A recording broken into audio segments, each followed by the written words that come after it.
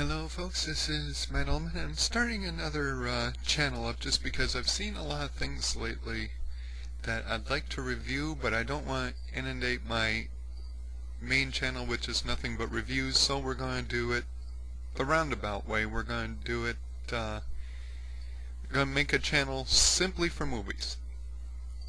And first review is something a bit serendipitous.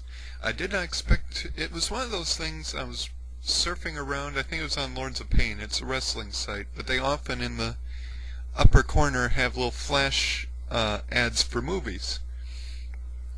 And I think I saw it up there, and it was one of those things that's like, yeah, this looks really neat. And I can't wait to find it, and of course with all the other multitudes of ones out there, it just got lost in the shuffle. So I was looking around Netflix and looking up horror movies and whatnot, and this one got recommended to me, and then I looked at it and it's like, well, yeah, I wanted to see this one anyway. And I can't think of a high enough rating for it. I know that's going to sound cheesy, but I can't. The movie is called Let the Right One In. It's a Swedish film. I did not realize that until I started watching it, and one of the first things was you were looking at something, and it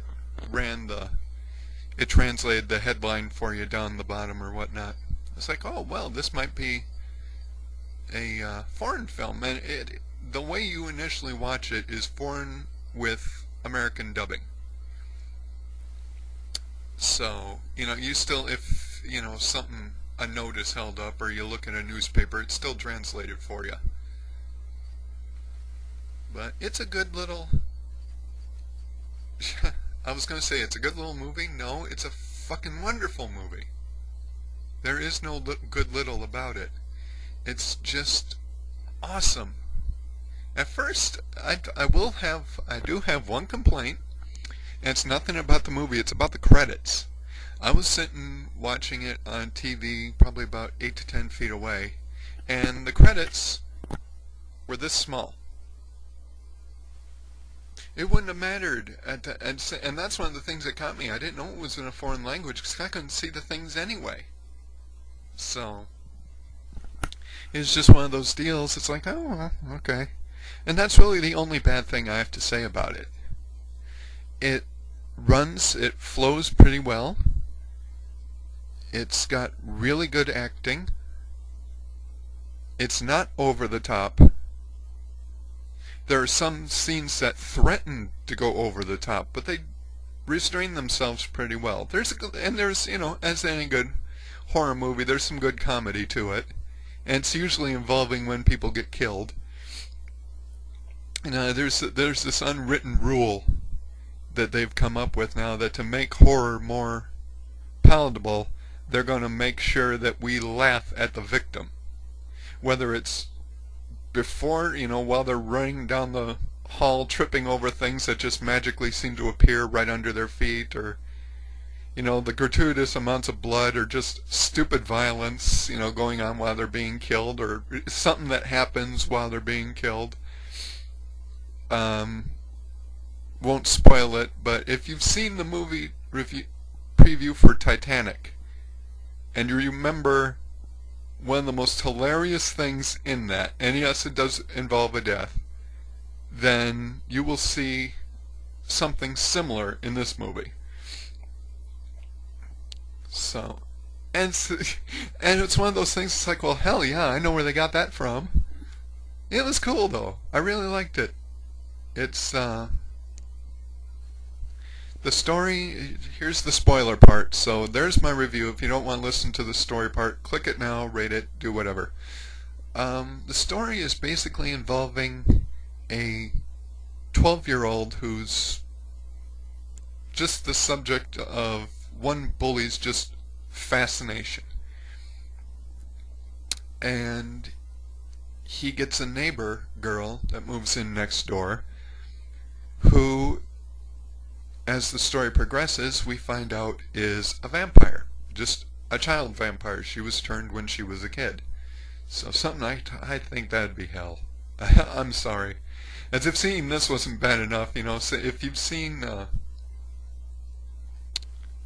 Interview with a Vampire. Take that and take Ellie in this one, and you'll just you feel sorry for them because they really got fucked over. Yes, my English is bad, so who cares? Come on, you're adults. I hope. Anyway, it ends up kind of a fun little love story. And there's going to be some parts that, because of that, are going to squick people, because it's about 12-year-olds. And yeah, there's a scene in there that's really going to squick some people. Here's a big spoiler. The girl likes to run around in just baggy clothes. I don't know why. I guess that's just kind of the thing.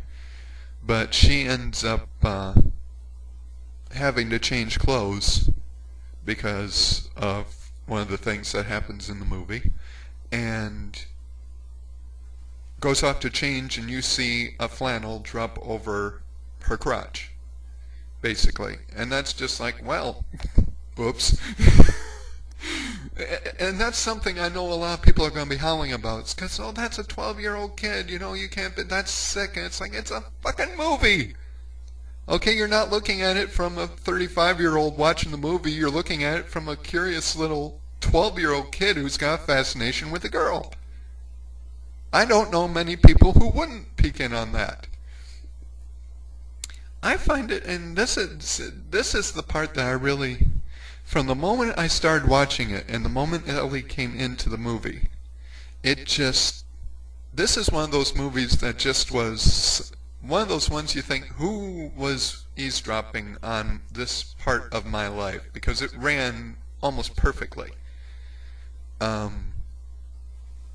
part of my life being when I lived out in Minnesota, I wasn't a bully, or I wasn't bullied, but I was kind of a little loner or a basket case. And a girl moved in, and we sat and we talked, and she was 15, I was 24, but she was so much more mature than me. She knew,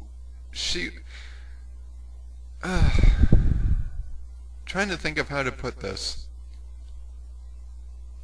She was a balance for me because she knew how to calm me down. She knew that I was going to go off and I was going to be ditzy and whatnot, but she put up with it, and then when I was done, she kind of patted me on the shoulder and said, okay, you're done, let's get back to focusing here. And it really, I mean, this whole thing, it was just like watching